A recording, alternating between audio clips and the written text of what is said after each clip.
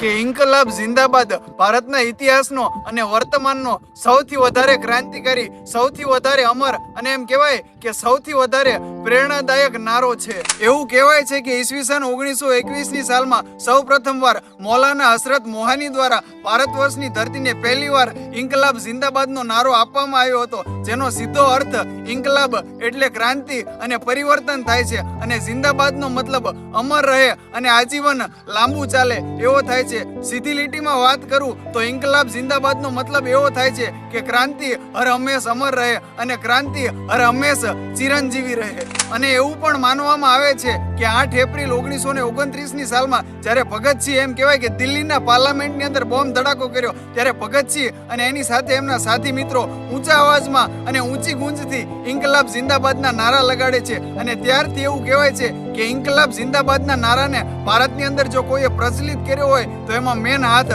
ભગતસિંહ અને એમના સાથી મિત્રોનો હતો.